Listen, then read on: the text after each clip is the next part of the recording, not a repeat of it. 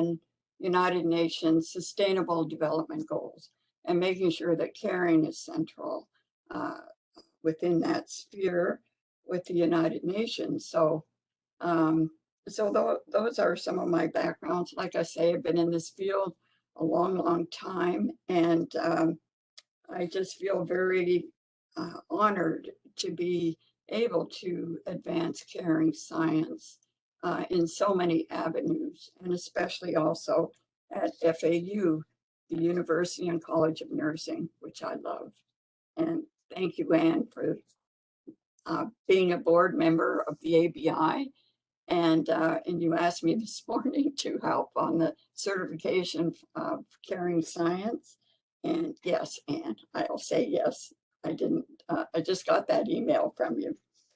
So I can tell you, and certainly all the new faculty here, you know, this is a busy life, you know, to be engaged in nursing science and nursing scholarship, and also being a member of our beloved College of Nursing. So I'm going to share some slides that are going to be made available to you after this presentation. I've been, like I said, I've been at the beginning of the development of caring science when it was first declared in 1977 at the ANA meeting conference with Dr. Leininger and Dr. Joanne Glittenberg, where they said caring is the essence of nursing. And so that was sort of the beginning of establishing caring as significant within the discipline, even though, as I'll show you in some of these slides, the ideal and idea of caring had advanced, you know, early on. And, you know, early on from even before Nightingale, from the point of view of caring sisters, nuns who cared for the poor and disenfranchised over many years. So I'm just going to start the slide now.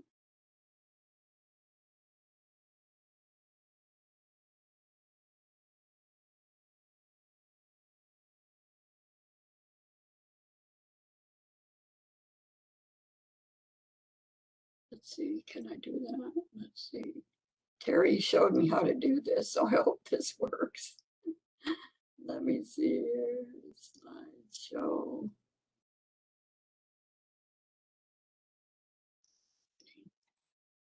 You're doing just fine. Well done. Well done, Dr. Ray. Thank you. Thank you so much.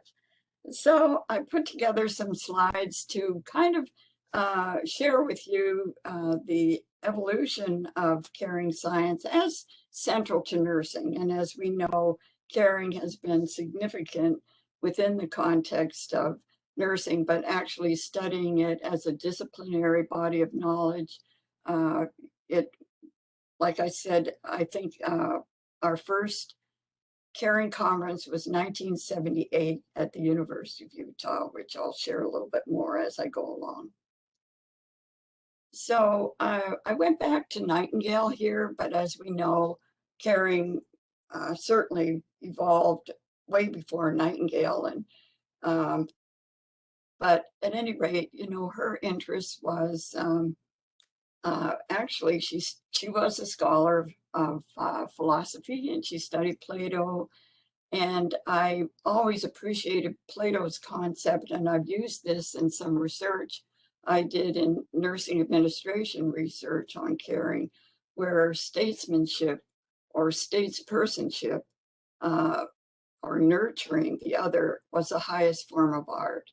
And that's what Plato said. So we know then, you know, just from that statement, that how critical the idea of caring and nurturing is to the development of citizenry and civilization itself. And so Plato, of course, established the eternal forms of goodness, truth, and love, which is also, you know, comes from our biblical background as well. And so I always appreciated Nightingale saying that for nursing practice, that nursing was the finest of the fine arts. And I was able to share that at the Pari Center for New Learning when I studied in Italy with Dr. F. David Pete, the late Dr. Pete now, who is the physicist who has been advancing the science of complexity, chaos theory, and also the new sciences, which are integrating spirituality with science itself. And they're even talking about science as love now. So anyway, Leininger, she again identified the idea of doing God's work, love of one's fellow man, caring for the poor, upholding dignity, with a focus on her integral human environment relationship, or the idea of the reparative process of nature within the context of caring. So we see that certainly that significance advanced by Dr. Martha Rogers, the integrality of the human environment relationship in unitary science. And since these slides also will be shared with my Canadian colleagues, and many of you know I'm a dual citizen of Canada, was born there. So I put in Jeanne Mance. She was the first nurse of Canada, actually a lay nurse, but she established so much in nursing. In the 1642 in New France, they called it then, or in the old term, the Indian term for Montreal was Hochelaga, and Canada means in Iroquois settlement, which is the idea of community. And of course, it can also mean maybe resolving conflict, which is a possibility that all countries who establish their presence here in North and South America, we're also trying to resolve things with our indigenous populations. So in nursing history, we have the practice and curriculum era from the 1900s to 1940s, the research era from 1950 to 1970s, the graduate education era. And this is where PhD programs started to appear in the 1970s. And then the theory era, the 1980s to 90s, and now primarily we're in theory utilization. And this information comes from Alligood's book on nursing theorists and their work. And myself, as a transcultural nurse, as well as a nurse anthropologist from my background, and I use this in presenting my argument for the study of caring in my doctoral dissertation, that archaeologists identified, and this the identity was in the 1970s, but it occurred previous to that, that within the context of the evolution of human beings, it was two elements, the size of the brain and the appearance of caring in Neanderthal people 100,000 to 40,000 years ago, that began to show that we would not be on this earth if it were not for caring. So we can see, as caring theorists and caring scientists, how critical the concept of caring is to just us, human beings, for us to be here. So in 1971, I was teaching my first teaching job at the University of California, San Francisco. I was an instructor, and I came upon the book of Maroff, which we use at FAU as one significant book that helps us to understand the meaning of caring. And so for all of the new faculty who might be on this call here, you probably received a copy of this book, but these concepts are critical to the way that we begin to understand caring. And most of us have come into this profession because we were interested in helping others. And Maroff is his focus was helping the other grow.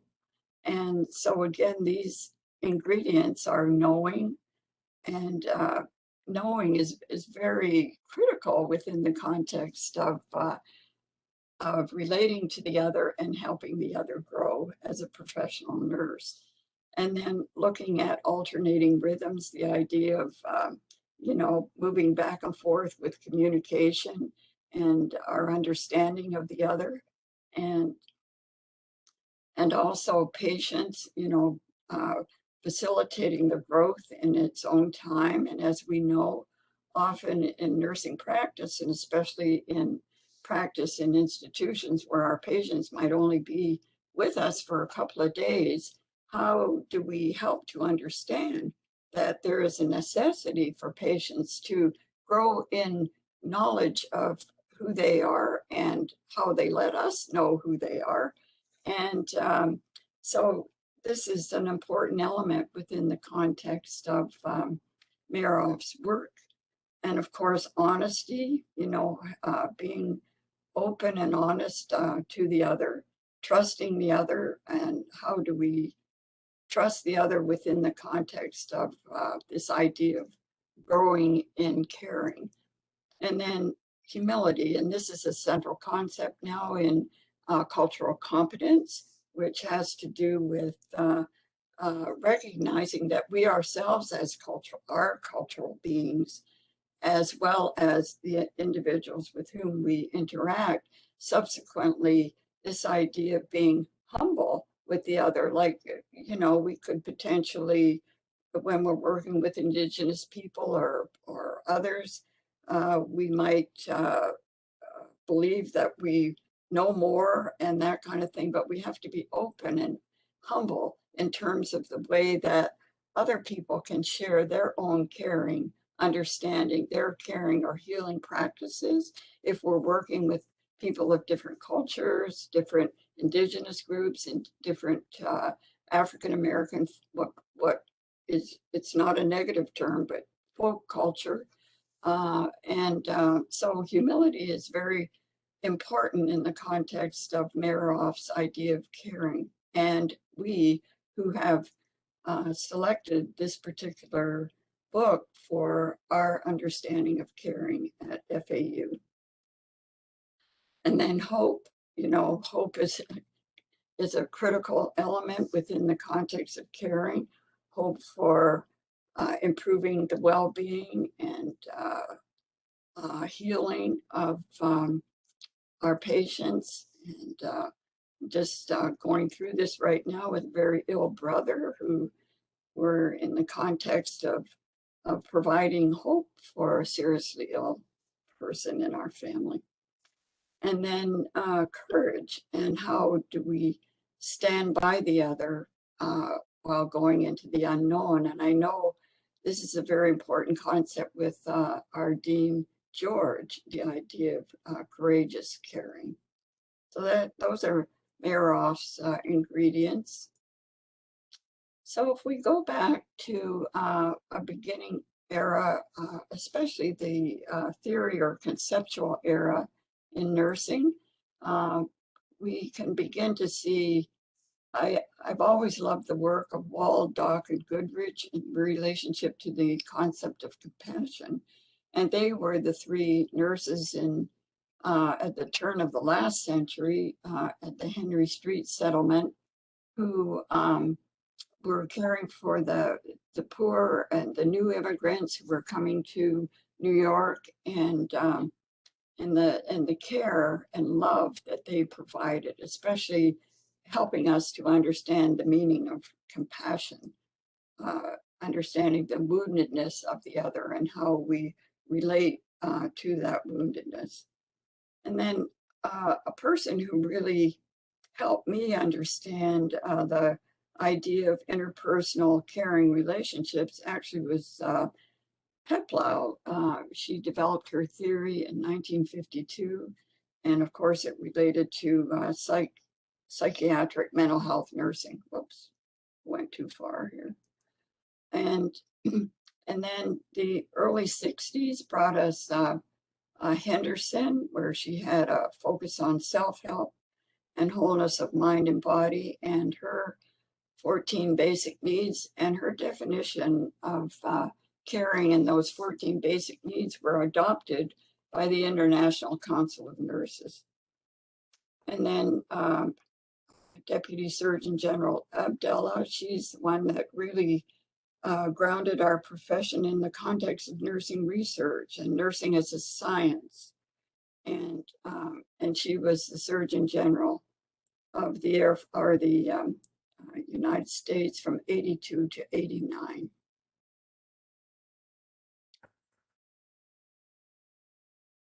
And then we have again, the evolution of human caring relationships. Travel B in 1963 was a human relationship model. Orlando Peltier was a deliberative nursing process, and that was a dynamic nurse-patient relationship. And Patterson and Zerod, whom we use, and Dr. Boykin and Schoenhofer have used a lot of their work on humanistic nursing, the nursing situation, and the call and response.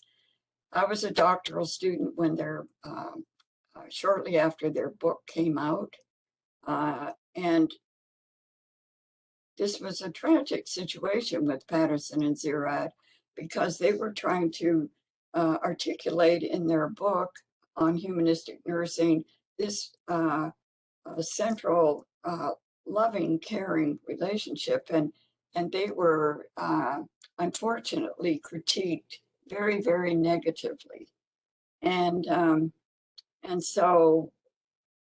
But I was in a program which was a caring program, and so we used their work to help us to understand that idea of the call and response, the patient's call and our response to that call. And Dr. Boykin and Schoenhofer used that, the call for caring and the response of we as caring nurses. And then Leininger, of course, she started her work in the 50s and her doctoral work on culture and anthropology and culture and caring. But her theory, well, first it was a conceptual model.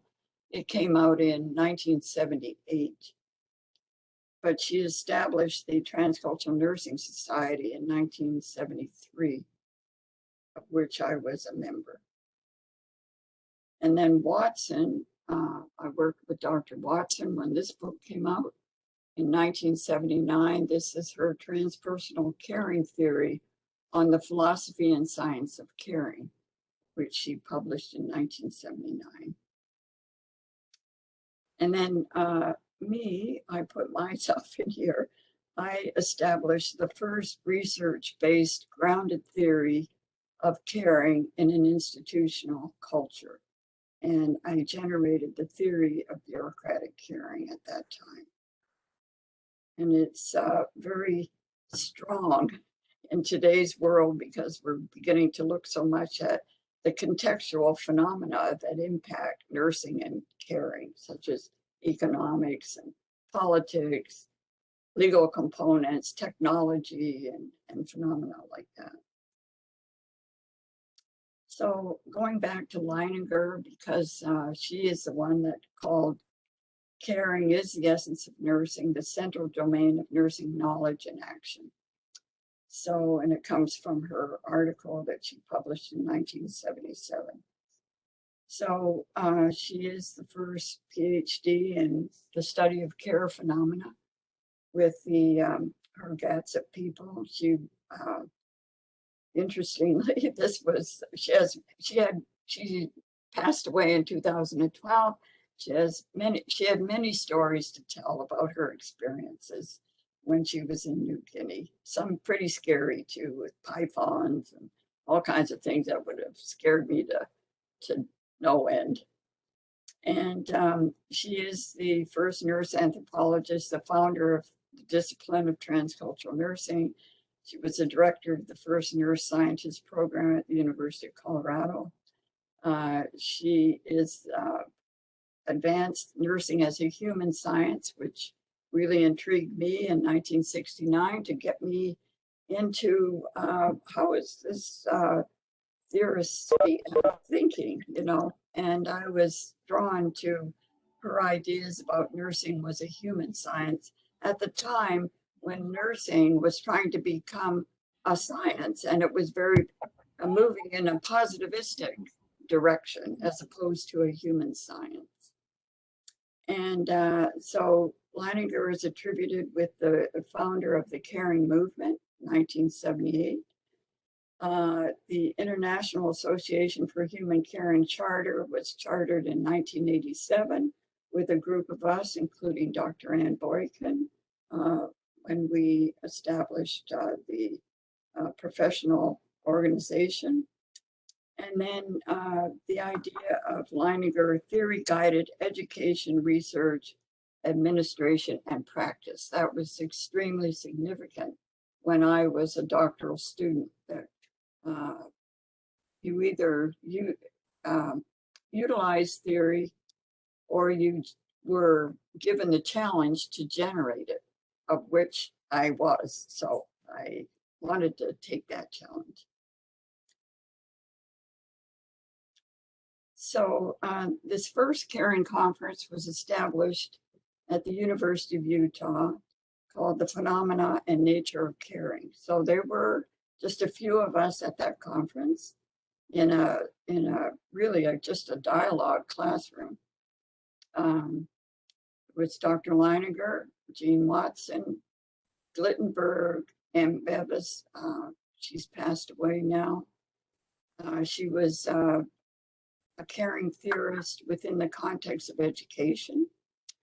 Kathleen Gardner, Linda Wheeler, and then three of us doctoral students. Joycine Boyle, who's a transcultural nursing scholar, the late Dr. Dolores Gott, who was a philosopher of caring, and myself.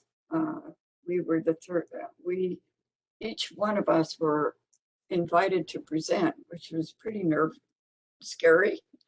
I presented on the philosophy and metaphysics of caring, of which I was studying at the time. I was studying metaphysics in the Department of Philosophy. So I did my study and identified love and co-presence as the essential nature of nursing and caring. So then, as I mentioned, the International Association for Human Caring, 35 of us established this organization to advance the disciplinary knowledge of caring for nursing practice. So a discipline and a profession, that's what we are in caring science. And then the International Journal for Human Caring, the first editor was Dr. Valentine, Kathleen Valentine, in 87. And then secondly, it's Dr. Zane Wolf, who is Dean Emeritus from LaSalle University in Philadelphia. And she's been the editor for many years since Dr. Valentine stepped down. One of our first international conferences, the 35th one, was in Kyoto, Japan, where we reached out on the universality of caring in Japan and Asia, all the Asian nations, as well as, of course, people coming from North America and Europe. And then we just had our 42nd International Conference on Caring, and it just completed. It was the first virtual conference we've had, and you know, probably as a result of the COVID. However, it was a very, very successful virtual conference, and it was organized with our own Dr. Shirley Gordon from our school, and also Dr. Jen Anderson and Dr. John Nelson. And there were 101 virtual presentations at this 42nd conference that just completed in September. And so these are just some of the initial caring publications that occurred. Leininger's, this was the result of the first caring conference, the first 3 caring conferences that we had at the University of Utah. And so those of us that wrote and presented, it's in this first book called Caring, an Essential Human Need. And it's published, they're out of date now, and this book is no longer in print. And then within that one, that's where I published my philosophical analysis of caring in 78, and then in this formal presentation or book in 81.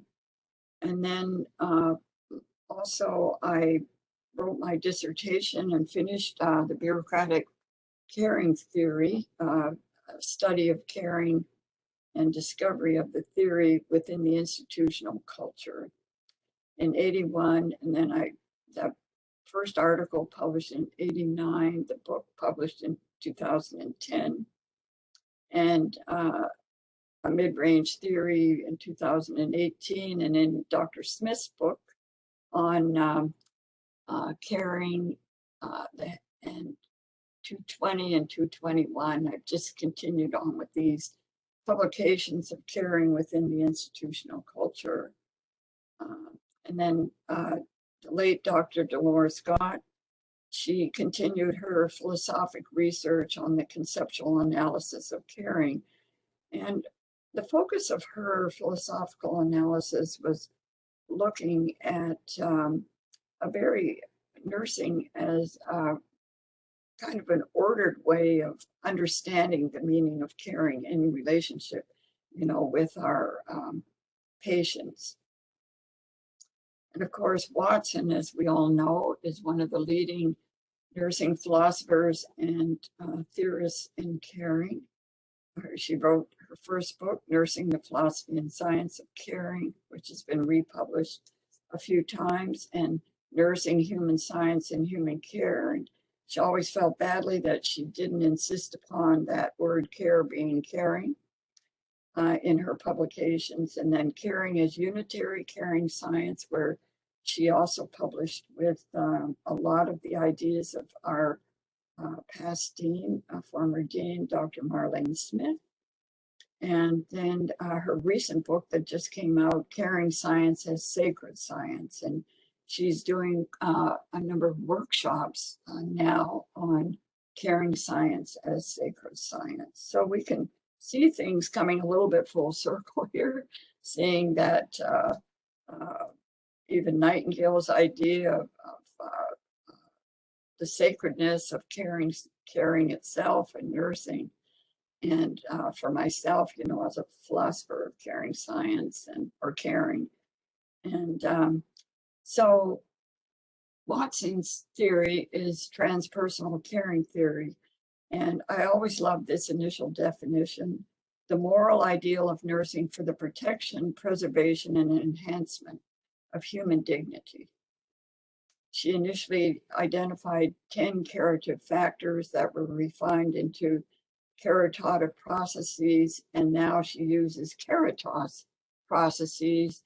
And, 2 of her caritas processes, one being loving kindness, are being introduced into the Press-Ganey survey for nursing and institutions of, in today's world. So the idea and ideal of caring is it's extremely significant and is being well established.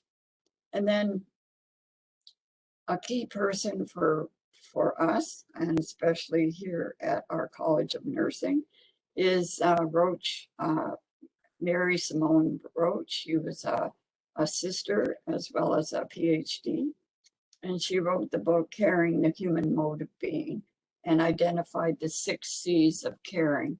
And we use that within our curricula, as well as hopefully all of our new faculty have received a copy of this book, because it's out of print, but I think there is permission to receive the contents of this book.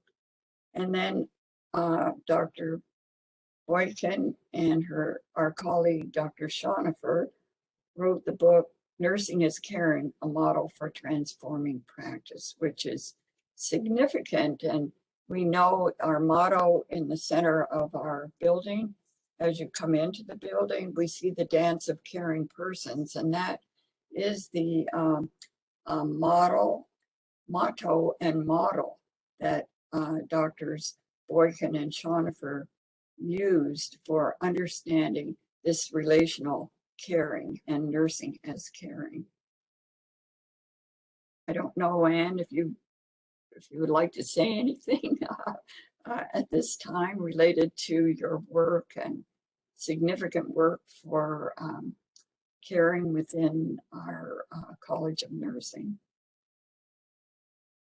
Maybe she muted. No, Dee, I would rather listen to you. I see. Well, thank you.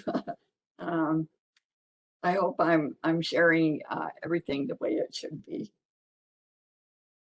So again, Sister Simone Roche is critical. She is the late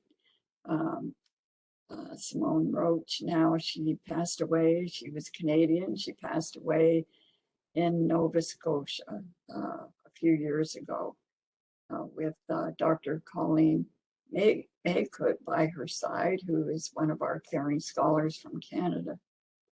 And her first monograph was from the University of Toronto.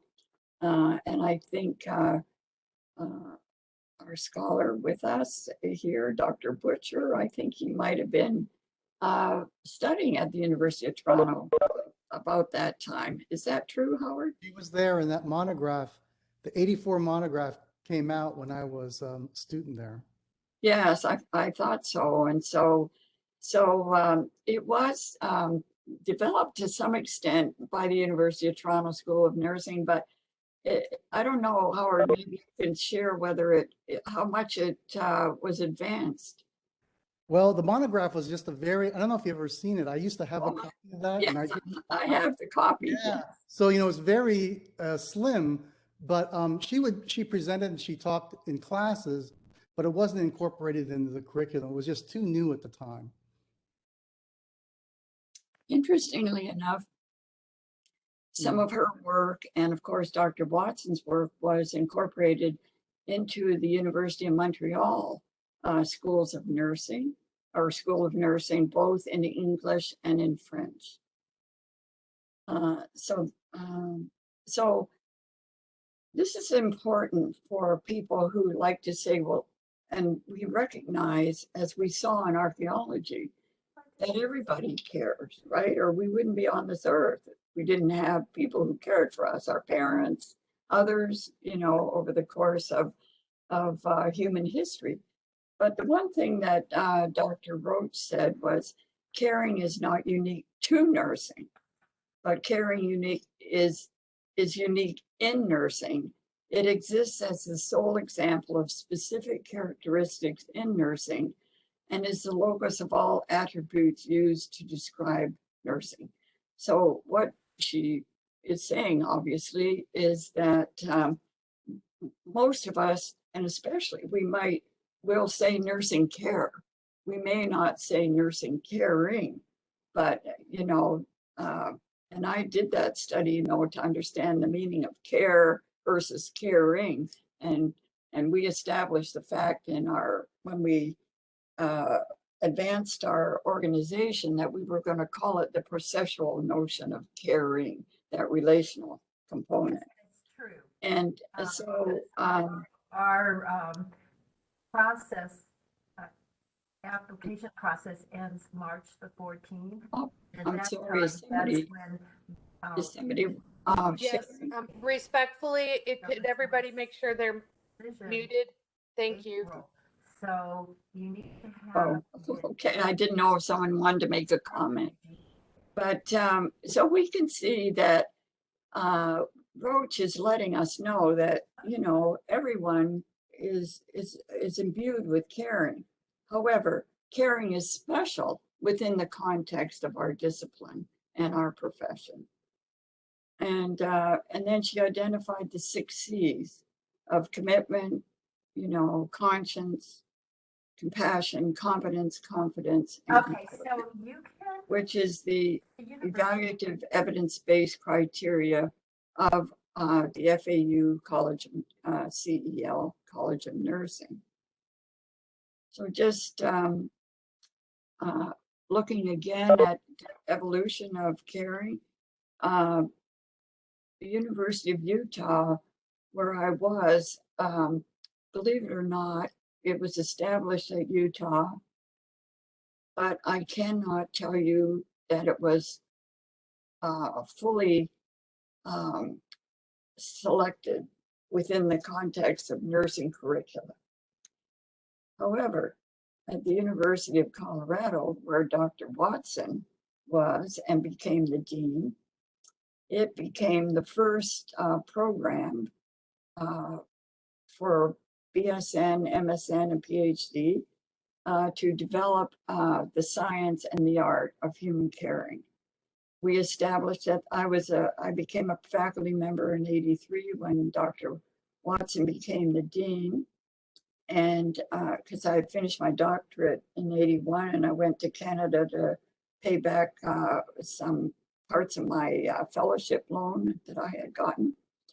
And then, so we established the first Center for Human Caring at the University of Colorado. And then after Dr. Watson stepped down from the deanship role and other faculty took on the dean role, caring again kind of was diminished to some extent. But in 2009, Dr. Watson established the Watson Caring Science Institute. And the ABI and the Institute were partners. We have information sharing, with the Anne Boykin Institute. Fortunate for me, when I was initially at FAU, I had the opportunity to go to Scandinavia and participate with them in the Center for Caring Sciences and to see how caring was established within the countries of Denmark, Sweden, Finland, and Norway. And in Finland, we have the late Katie Eriksson's work, who was a leading caring scientist and wrote about caring within the context of human suffering. And unfortunately, she's passed away now. But for example, in the last caring conference, we were supposed to have our conference over in Norway, but because of the COVID, we couldn't have it. But Dr. Gordon is relating well with our Norwegian scholars and our Scandinavian scholars on caring science and interacting with them, and they with us. And then transcultural nursing was established by Leininger as a discipline and profession of caring, but not, I wouldn't say it is organized to the extent that we are organizing it within our College of Nursing. And then, so there is a Scandinavian Journal of Caring Sciences that you may be interested in publishing in. And well, I talked about the International Association for Human Caring and our journal, International Journal for Human Caring, which is now being published by Springer Publishing Company. So we've moved into, the big publishing arena, and Dr. Zane Wolf is to be commended, for that evolution. And so many, many people now are publishing their caring research and philosophical analyses within the International Journal for Human Caring. And here at FAU, we are the preeminent leader in advancing caring science and sustaining curricula in caring science. And also, and Dr. Boykin established the Anne Boykin Institute. for the advancement of caring science with the assistance of Christine Lynn. And shortly there's going to be a certificate in caring science. And then Dr. Eggenberger was just in Washington and applying to the NLN for FAU to be a center of excellence in caring science. So I don't know if you wanted to say a little word about that, Dr. Eggenberger. I will just say that our intent to apply is due October 29th, and I'm blessed to be able to have Drs. Edwards and Valentine helping me with that initial intent to apply. And then we will be working on the large application through April and have a consultant from NLN working with us. And hopefully a lot of the faculty that are on this call will be engaged in some way. Thank you, Dr. Eggenberger. So just to kind of look at, you know, how caring is now, like we're establishing the caring paradigm, you know. So I just went back, you know, 1978, 79, when Carper identified the ways of knowing in nursing, you know, for the disciplinary development of nursing and also the profession. The empirical way of knowing, the personal, the ethical, and aesthetic. And then the patterns of knowing, it was the ways of knowing. And then White's work and my work actually included in the development of the social political notion of ways of knowing. And then our Fawcett's work on concepts in nursing, person, environment, health, and nursing. And in the Alligood book on nursing theorists and their work, all of the theories that are published in that book are, there is a response to the meaning of caring within person, environment, health, and nursing. And so I'm in that book, and Dr. Boykin and Schoenhofer as well. And of course, Watson and some of the other leading theorists in caring science. And then our paradigms in nursing, the empirical, of course, and we're all, you know, we're looking at ways of how is caring understood within that more objective empirical science.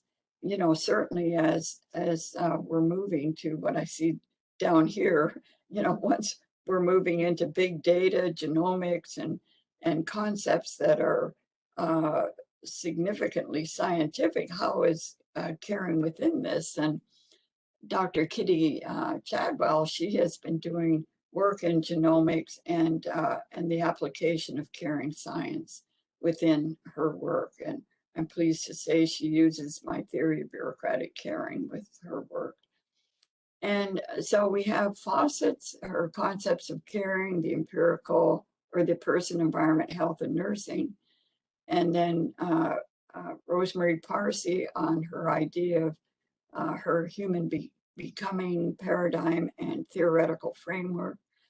And Martha Rogers, the late Martha Rogers, her unitary science, and that's certainly a part of our curriculum, unitary caring science at FAU.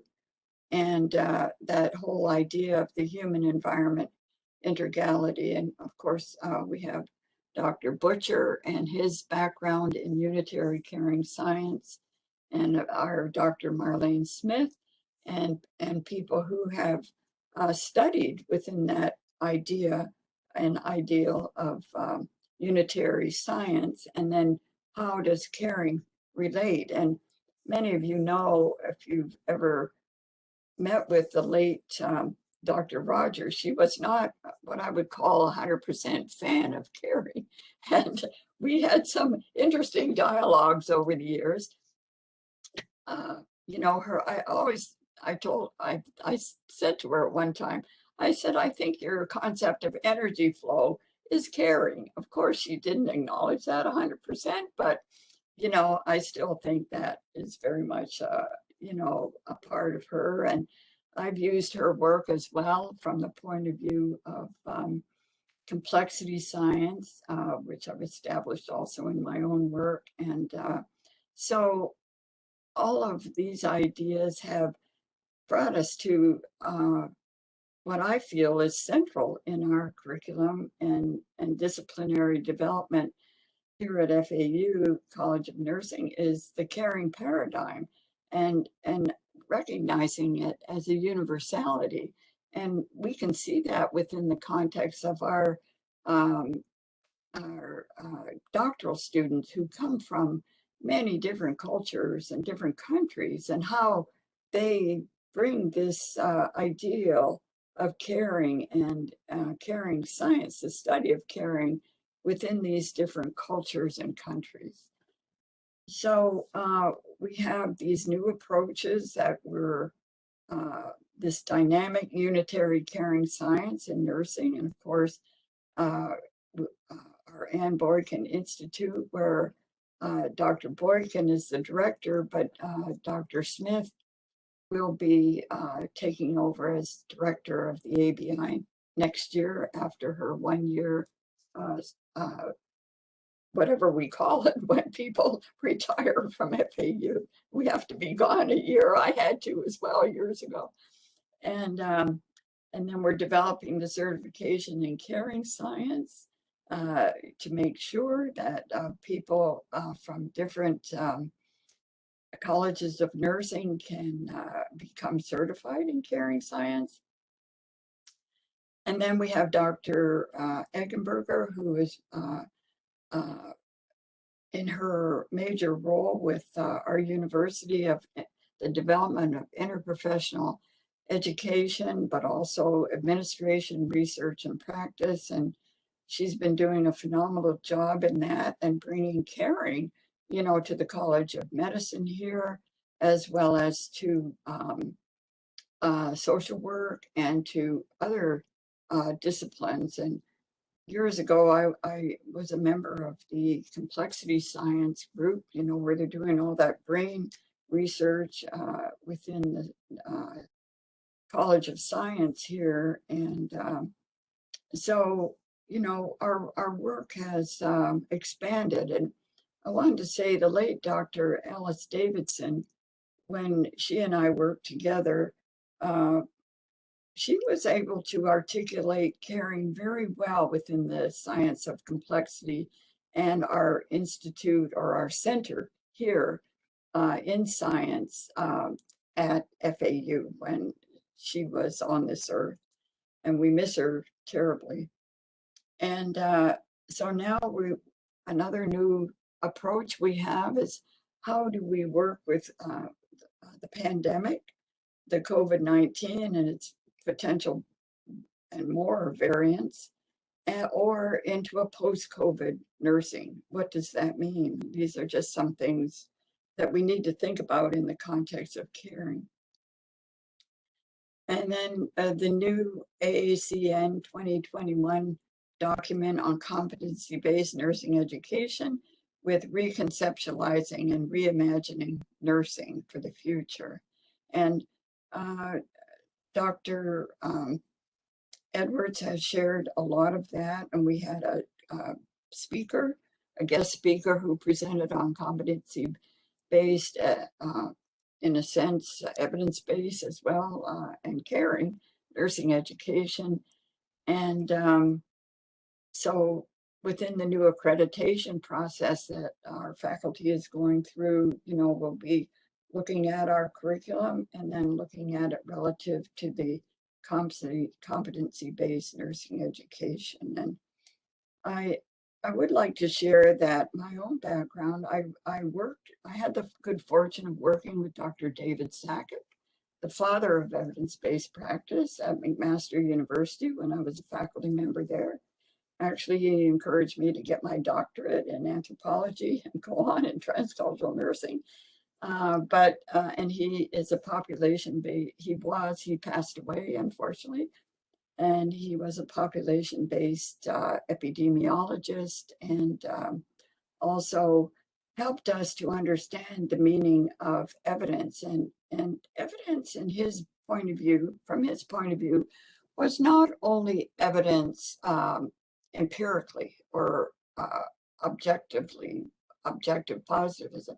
It was also relationship, because the new medical school there was developing a relationship-based primary care focus, of which I was a associate professor or assistant professor in the College of Medicine as well. And so, so the idea that evidence-based, they've branded the term a little bit differently now, calling it evidence-based, but because it is their brand, McMaster, before Harvard, and it also is called evidence-informed practice. So it's broadening the point of view, and this is important for us from the point of view of caring science. And then, of course, with our new program, Dr. Levitt has assisted us with this development in engineering, with computer science, engineering, and artificial intelligence, and our eminent scholar and Professor Emeritus Dr. Loxon has been working in Japan with the technology and his own theory of technological competency in nursing and caring, and he has been working with the scholars there on the development of humanoid robots for care. And of course, we have the ethical discussion, whether it's humanoid carrying robots or humanoid robots for care, which humanoid robots for care are robots are assistive to nurses, or are they going to be the actual robots who do the caring? So this is still under discussion and significant discussion. Then we have our scholars here at FAU, Dr. I think genomics, Dr. Chadwell is doing that, and David Newman, he works with big data, as well as Dr. Tappan. And then, we're going to have a new simulation center. So how do we continue to build caring in caring nursing situations within simulation?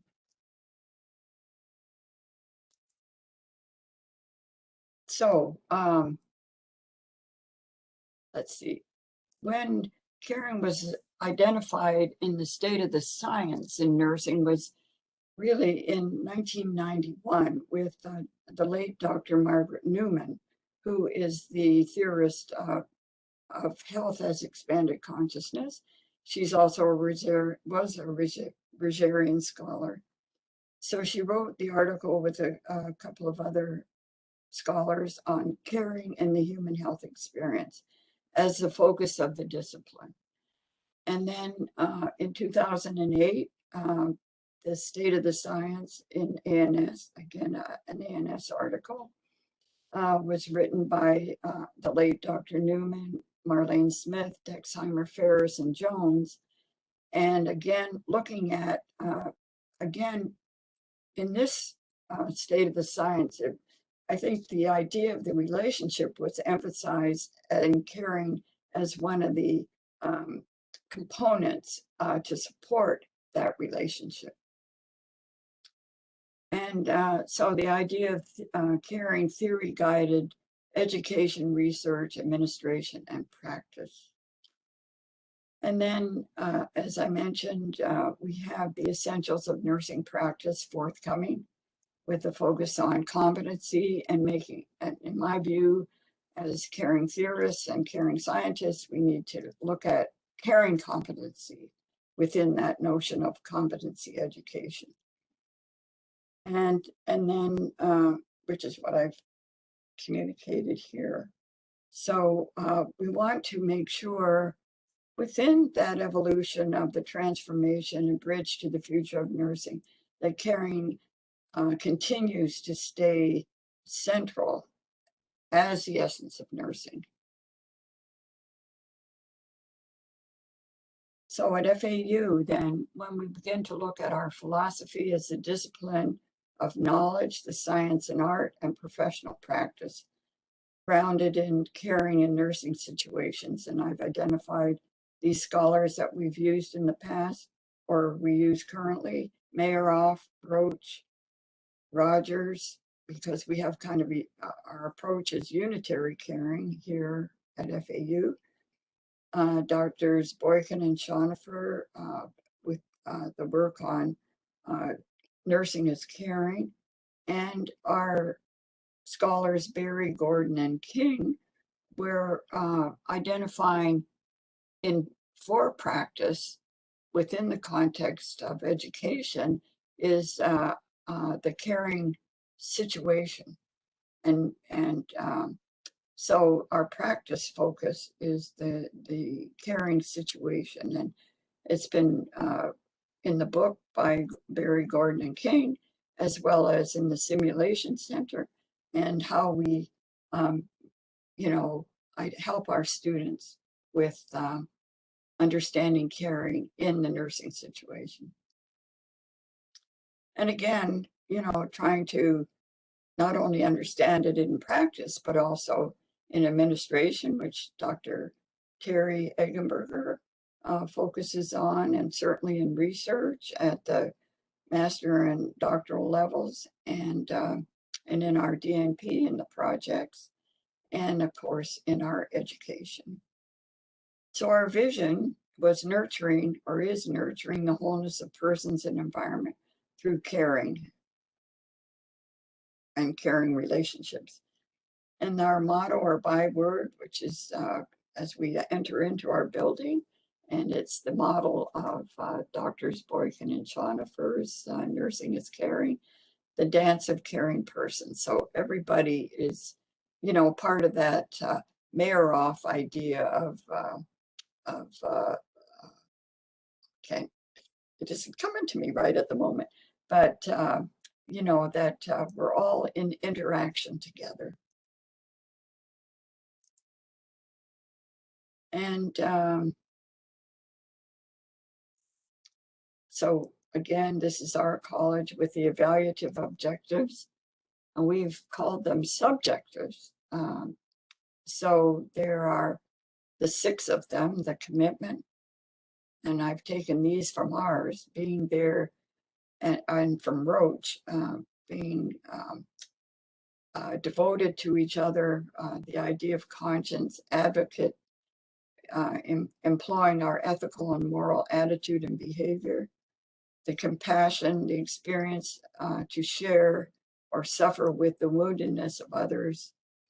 And I've used a concept called becoming the other, like when we're in this caring, compassionate relationship. And including and central is the idea of how are we compassionate within the context of diversity and inclusion, equity, social justice. So making sure that we are identifying the meaning of compassion and caring to people of all cultures. And then competency, the idea of knowledge, skill, and critical thinking, critical analysis. And then confidence, being able to trust and assess our own ability as caring people. Like I've always tried to help my students with becoming confident in, and certainly people whom I've, in the past, whom I've facilitated, doctoral education and dissertations, of becoming confident in the way in which they articulate that caring in the context of their research and presentations. I'm a student of Leininger, so she was a tough one. You better know what you're talking about when you're in the public domain. And I used to prepare my students for any questions that she might be asking when she was alive.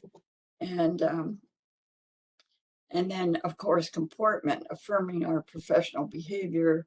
And I always like to think about it as symbolic interaction, whereby people know we care.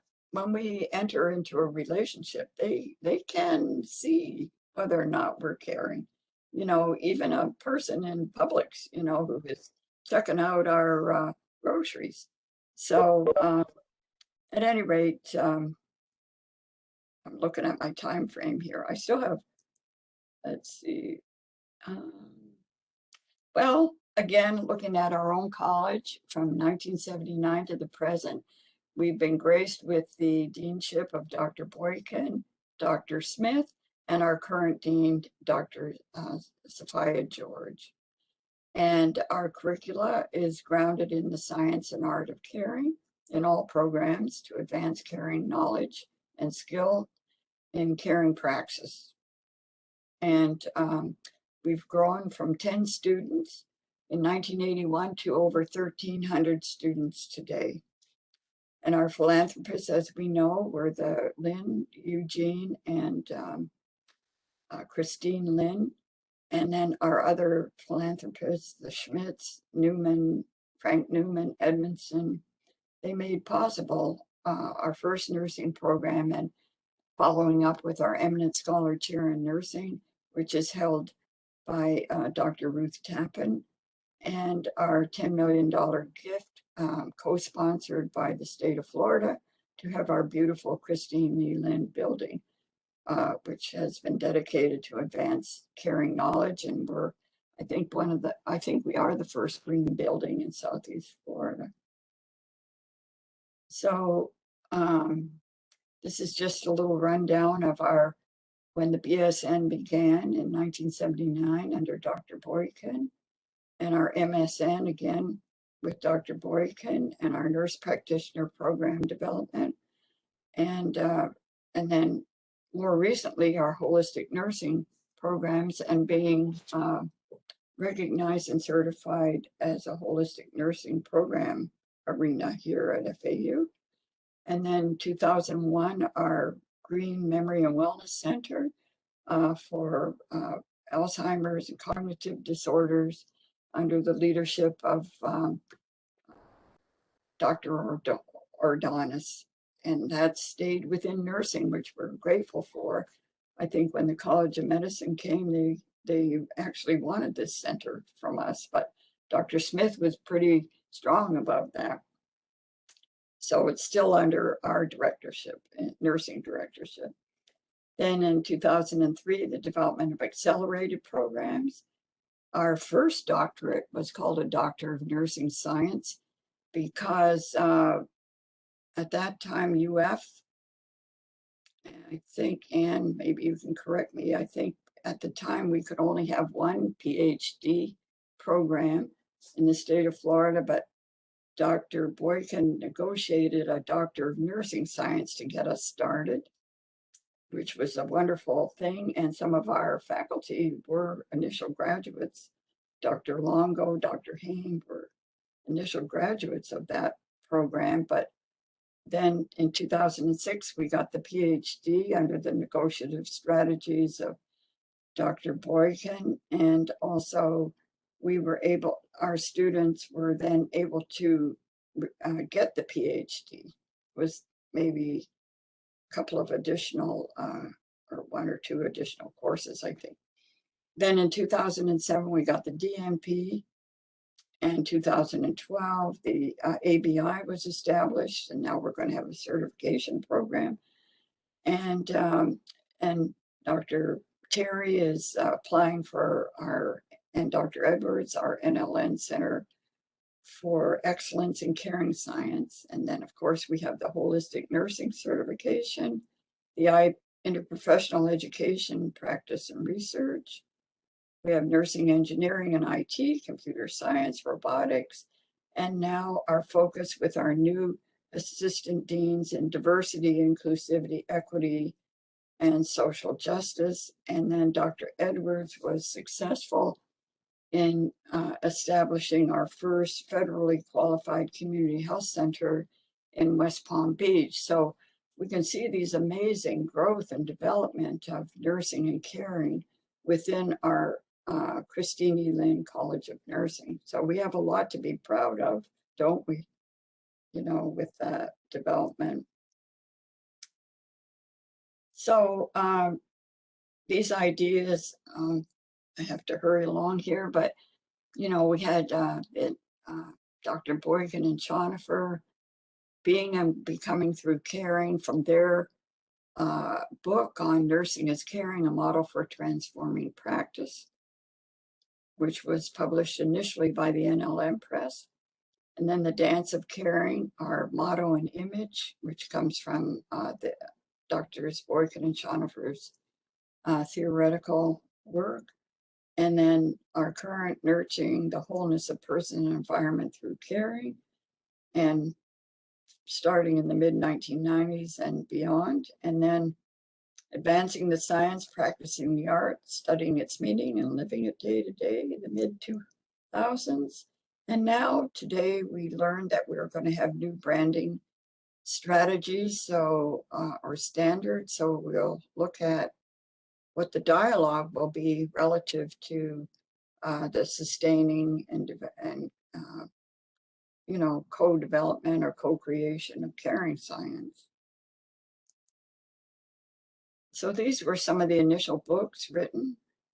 Barry, Gordon, and King's book on nursing case studies and caring across the practice spectrum, and then Boykin's book on living a caring-based program, published by the NLN, and then Dr. Boykin's book on power, politics, and public policy.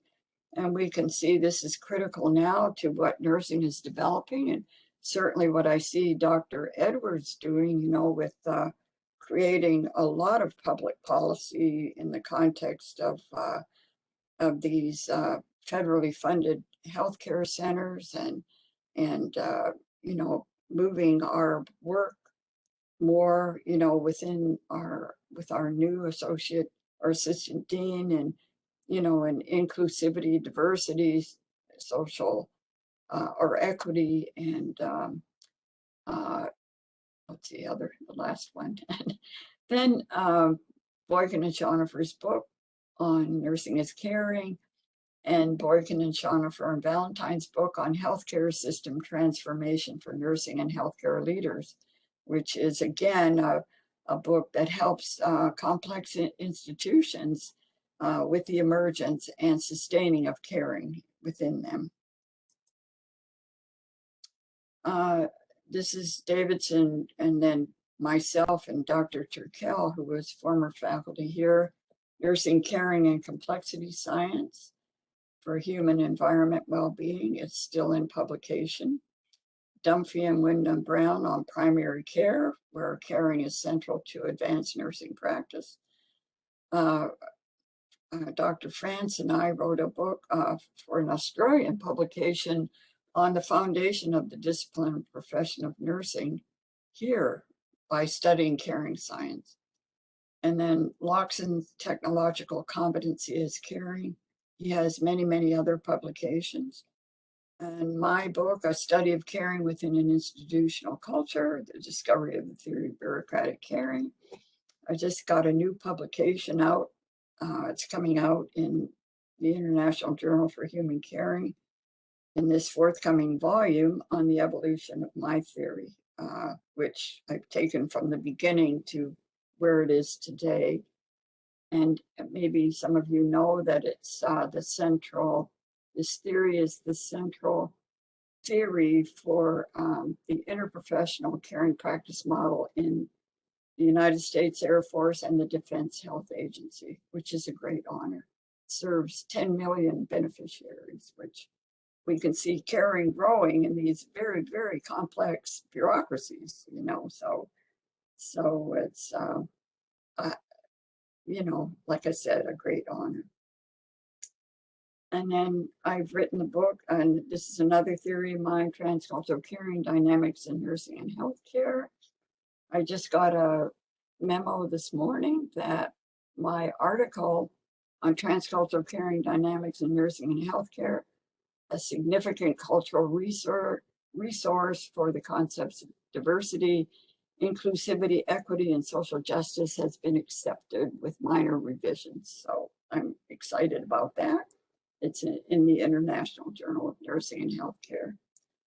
And then I'm in the Smith and Lear book, and Smith and Turkel, Caring and Nursing Classics.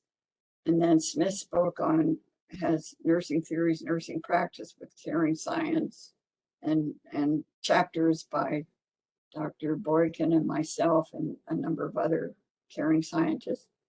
And then this new book, or relatively new, Rose's book with Horton, Deutsch, Watson, and then Doctors Smith, Turkel, and myself.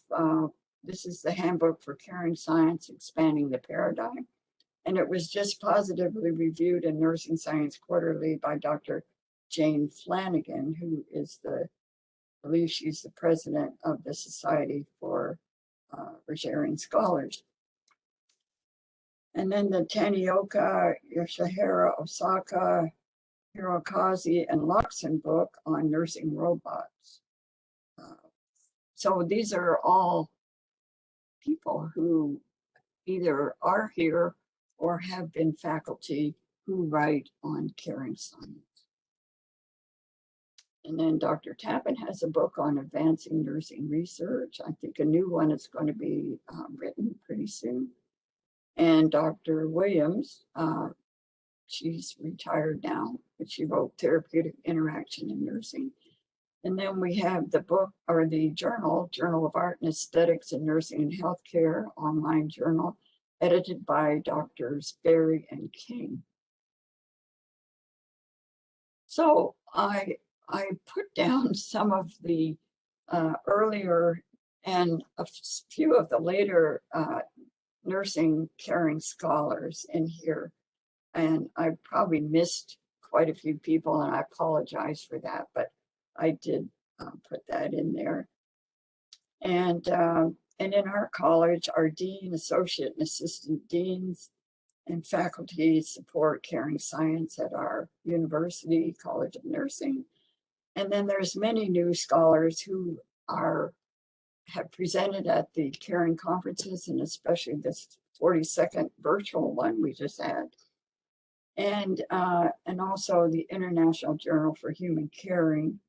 Since 1987, we have many caring scholars who published their research in this journal.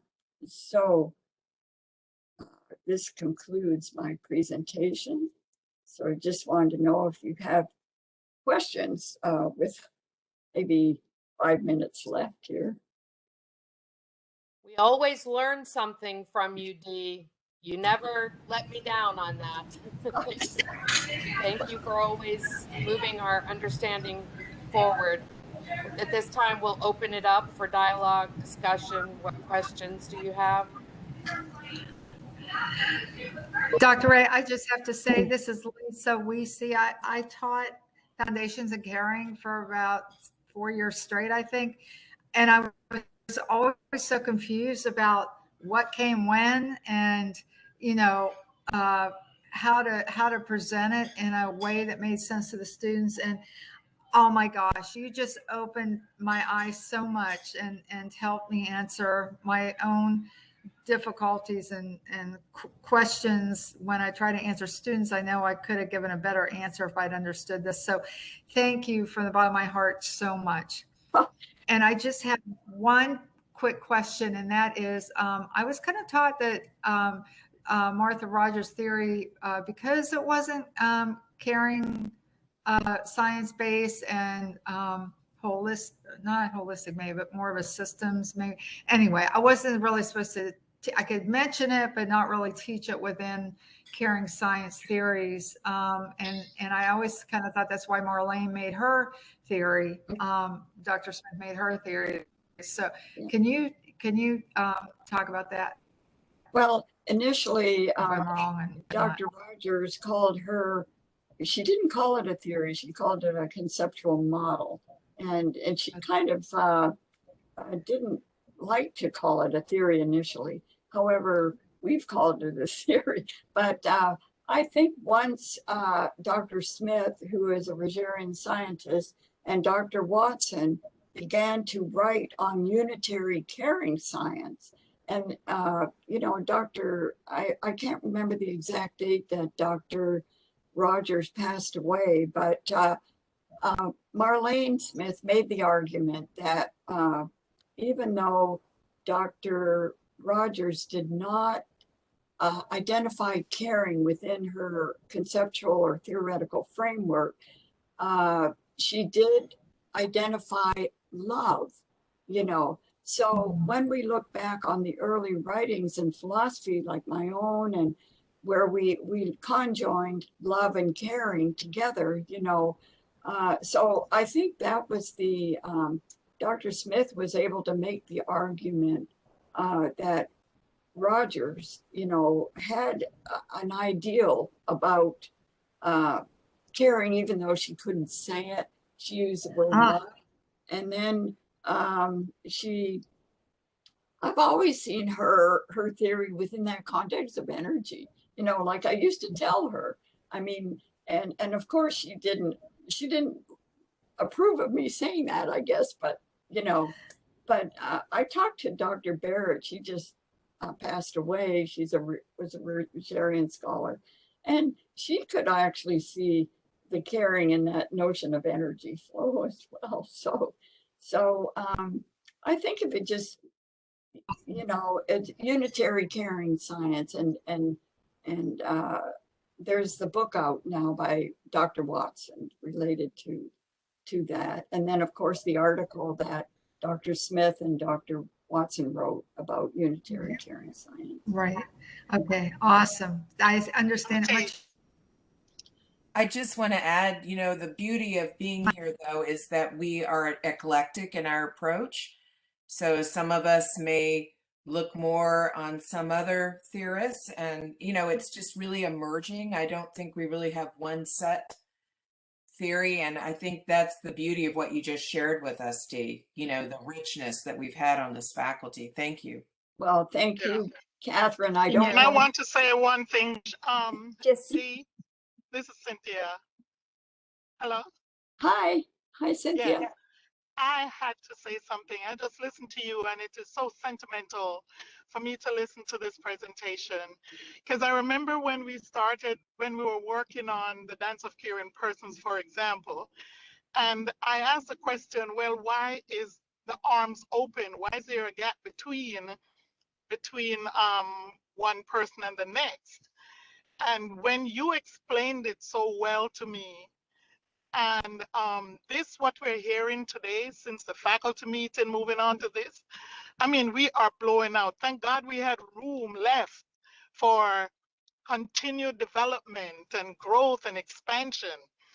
And, you know, I'm just celebrating that right now. The last thing I want to say is I want to give a shout out to Charlotte and Shirley and Beth for their nursing situations book, because for years I was struggling with how Yes. to do it. And a lot of my students just could not decipher. They couldn't see the difference between caring for a patient and caring for their children, because they feel like they're nurses all the time. And so when we're asking for a nursing situation, they often refer to their taking care of their own family members, you know? And that book, I'm telling you, ladies, people who helped me to be grounded in this work, I give you a shout out today because that book is on point. Thank you. Well, thank you, Cynthia. I remember when we talked a lot, and I just wanted to say, you know, for example, with African American, Caribbean American people, you know, I looked it up also that to incorporate those healing, caring practices in our interaction, you know, with our patients, and which includes spirituality, prayer, faith, music, and Yes. other components of, you know, that can be incorporated in healing and caring. And Dee, but yes, this is Anne. I just wanted to thank you for an absolutely exquisite scholarly presentation. It just was wonderful. Thank you so, so much. And I just wanted to mention to Lisa that back in the 80s, Martha Roger actually was invited to visit the college and did. And I will always remember the dinner I had with her too on discussing caring, but understanding that she too had caring in what she believed. And it was quite special. Yeah. And I wanted to tell Catherine, I hope you don't mind, my dear. I put you there with the scholars of caring science because of the beauty of the way in which you share these, like, we come from different perspectives and we can share that particular knowledge that we have that helps to build our discipline and our practice. So I've got you in here. Where have I got you? Well, thank you. I Anne love it. challenged us Oh, to yeah. incorporate this into the simulation lab right when we started, and that's where I really got my understanding and my involvement in caring. So thank you for that nod. It was Oh, it was a really good endeavor, and I enjoyed it. here you are, Can I just, Catherine. sorry, You're up there. I don't want to interrupt, sorry, Oh, Dina. that's okay. I just have a real quick shout out about a new faculty we hired as an adjunct to teach the DMP students. She is working for Press Ganey really closely with Jean Watson on measuring compassionate care, compassionate connected care. And they're really doing some exciting work. And her name is Mary Jo Ossie. She used to be with ANA, but she's so excited about the DNP student work and hardwiring the measurement of caring into their DNP projects. So I think I'm hoping, that she continues on with us, and she's got a lot of really good ideas, and she's been working nationally with Press Ganey. And so I just think it's real exciting what she's doing. And I think it'll really help advance these projects. Well, thank you, Sue. And if you could send me an email with her name, I would appreciate that. I'll send you a link to the article. Another thing that just popped up is when they talked about building a model of caring science, they, in the same sentence, they said heart math. They said, we're building this, focusing on resilience through caring science and heart math. And that was the first time I really saw them that closely connected, on a national level like that. So I thought it's very cool what's going on. So I'll send you the link to the article. Oh, So thank you. I need to respectfully let you all know that I wish we could continue this dialogue, but several of us have to go to Committee on Faculty, which started 3 minutes ago without us. Well, thank you for this great honor to be with all of you. It's Thank wonderful. Thank you so much, and for letting me you, share this background. Yeah, thank you. Thank you. You're always my neighbor. Yes, we had a wonderful time with offices next to one another. Yeah. Yeah, no. Yeah. Thank you. Thank you. Love you. Bye. Thank you so much. Bye, Dee. Thank you. So great to see you. It's Yeah, Kitty. good to see you. Thank you. Dr. Boy Kim.